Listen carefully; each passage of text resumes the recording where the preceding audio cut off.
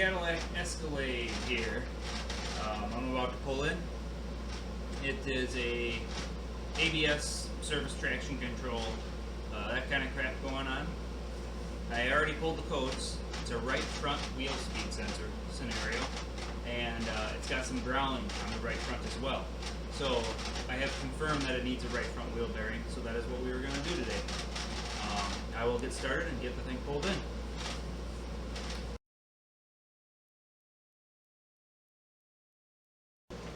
Okay, now I got to get it up on the hoist, and we'll get started on putting the wheel bearing in. Now my garage is not built for something this big. It does fit. I can go up higher. You can see how much room I have on the hood there if I pull it forward more. But since I'm just doing a wheel bearing, I wanted the room to walk around the front, so I left it towards the back a little bit. And because I leave it towards the back, you can see that is not going to clear. So I'm only lifting it up this high for now. So we'll get started on that wheel bearing. Now it's going to be the right front, so it's this one here. And you can see there's a cap, so I'm going to pull the cap first and then start ripping and tearing. This should be a quick, easy project. Well, that's nice. I just totally missed taking video of pulling the wheel off, but I'll just explain it to you quick. So there's a hubcap here, and in order to keep from scratching this hubcap, I use either a plastic pry bar. In many cases, this time I just grab the screwdriver, whatever's easier. But to keep from scratching it, I take the screwdriver, I double up a small towel, throw it around it like that, and then put it in there and just give it a little wedge. If I have to pry too hard, then I have to get the plastic one. But in this case, I was able to do it. So I got the wheel off, and I just took the time to pry this like that. So what I'm doing, by doing that, you can see all the slop there, is I release the caliper from the rotor. That way it's easier to put on later. Now I'm going to go ahead and take these bolts off.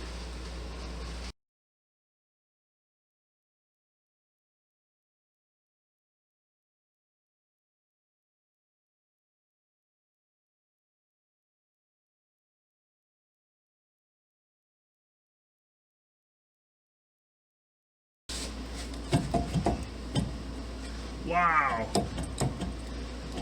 That's how loose that wheel bearing is. That is scary. That is really scary.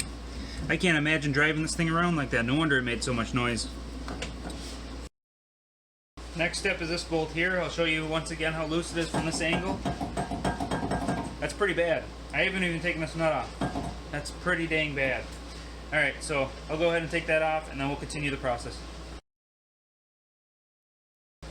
Here it is. It's a T30 Torx bit that takes that guy off of there on this one. Now we gotta take this big nut loose, go for the other one. Luckily this is cast iron, so this should come off relatively easy.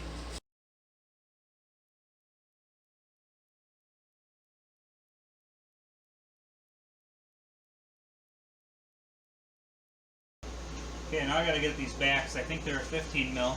I gotta get a swivel on here. I gotta push this back like that, and then I can take them off. We'll move the camera for you so you got a better view.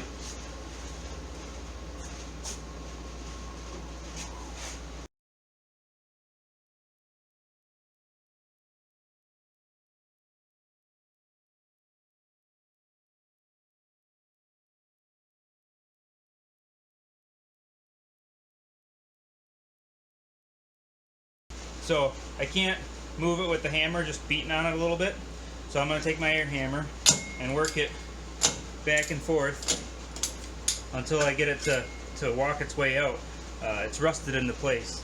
Imagine that, a Minnesota car with rust.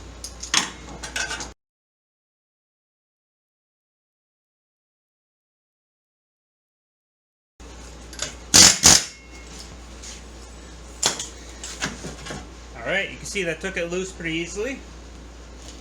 Took a little bit of effort, but it wasn't too bad. That's because it's cast iron, and whatever, machined iron, whatever the wheel bearing is. When this is aluminum though, on the passenger cars, wow, do they get in there sometimes. I'm gonna grab my whiz wheel so I can clean out all the rust in here, and then I'm gonna grab the new wheel bearing as well. Take a look at this. There's the actual wheel bearing. I can see the wheel bearing inside there. It's crazy how loose this thing is. Let's see if I can get you to see it. Can you see in there? There you go. See them wheel bearings in there? Wow, it's pretty bad when the wheel bearings are exposed, so definitely due for replacement. See the gap here. That's pretty shot. Now there was another one I just recently did. It had the aluminum housing, and I suggested using a super scraper on this surface to keep from deforming it. I'm actually going to use a whiz wheel on this one. It's cast iron, and what I'll do is I'll just barely hit it. I won't have to hit it hard at all. You can see machining marks in here. Those will show up more once I hit it, and then I'll do this one as well. I'll just hit it real light.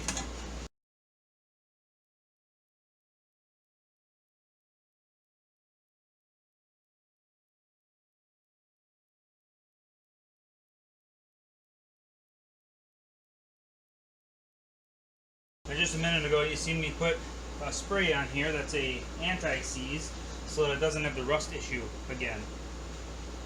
Now I just put some blue Loctite on there, and all I'm using that for is basically a thread sealer. It's not that they're going to come loose, I'm just using them as a thread sealer so that they don't rust as well. Little tricks you learn working for Minnesota.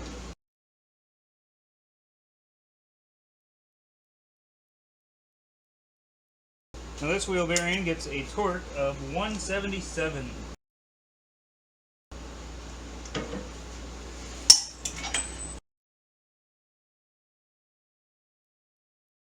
Now you can see this yellow stuff, that's the factory Loctite. I'm going to go ahead and replace it with some blue.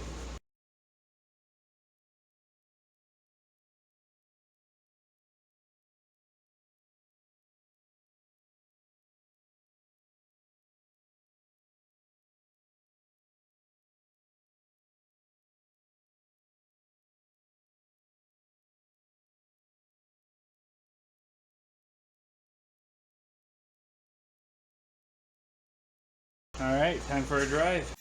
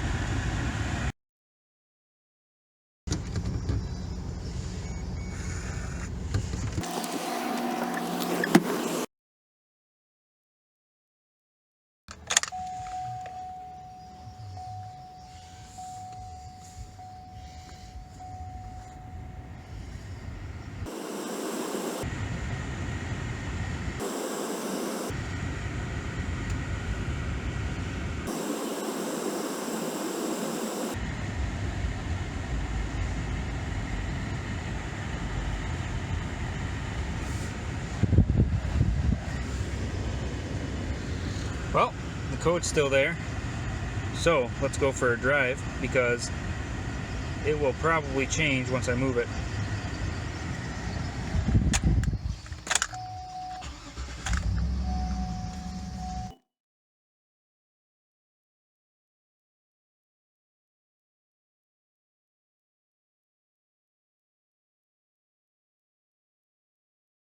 Well, that's interesting. It certainly sounds a lot better.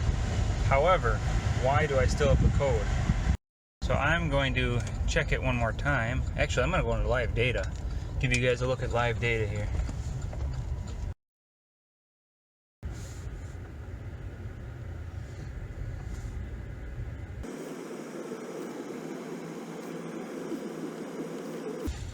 So we're looking at the wheel speed sensors. We're going to see which ones move.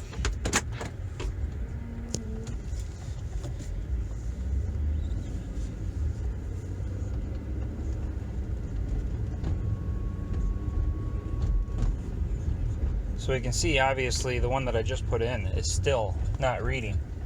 So what I need to do is figure out why. Maybe I got a bent pin or a poor connection, or maybe I just got a bad wheel bearing out of the box. So what I'm going to have to do is stop and check it. Alright, so we're going to take a peek at this guy right here. I'm gonna try and pull it off once. I did have trouble getting it to connect. It's definitely connected. So I'm gonna pull the tab, disconnect it, take a look. I don't see anything wrong there. I had trouble pushing this on, so hopefully it'll come off easy-ish.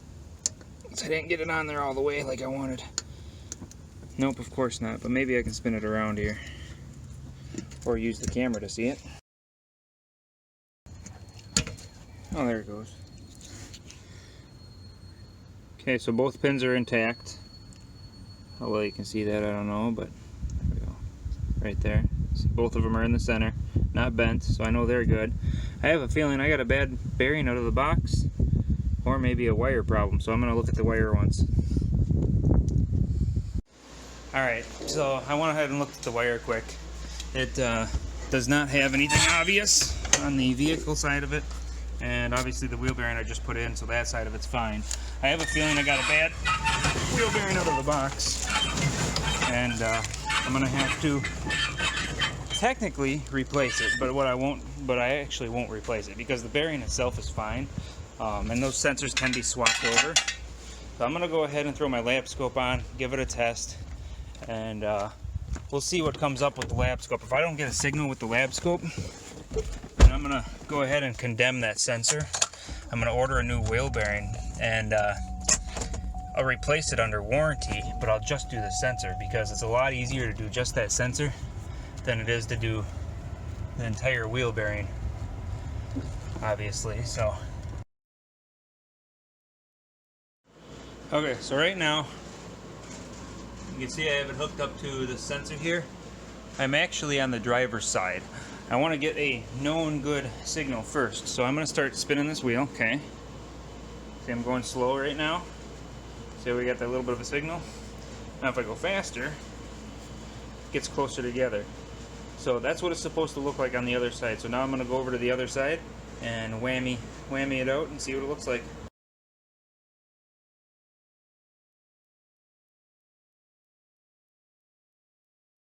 So this is interesting. I just hopped in the vehicle, right? And I still have the key on from doing the lab scope. But notice something. It's not bickering about StabiliTrak or ABS or whatever. It obviously has now seen the signal, so it had some kind of interesting delay, or maybe my moving the connector around reconnected it. I'm not sure what happened there. That concerns me a little bit. I don't want something to come loose, but how do I prove anything? So I'm going to go ahead and clear the codes now, and then we're going to see what happens after I drive it one more time. Hopefully it's taken care of.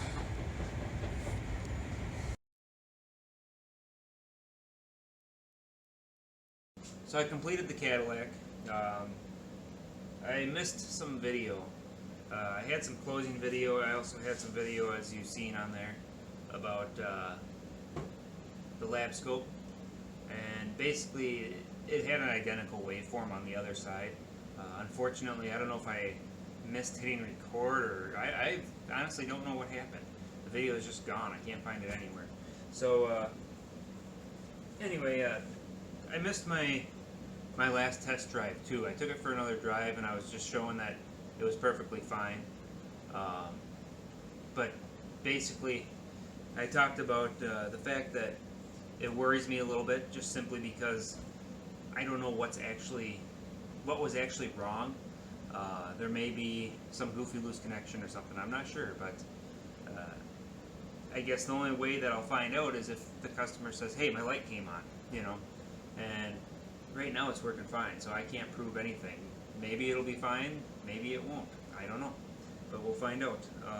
So with that said, hopefully this is a useful video for those doing it themselves, or just a video you can enjoy because it's something that you get to actually see what we do when we do this kind of work on your car, if we're doing it correctly. Hopefully you enjoyed the video. Have a great day, night, whenever you watch it. Like, share, subscribe, and we'll see you on the next one. Thank you.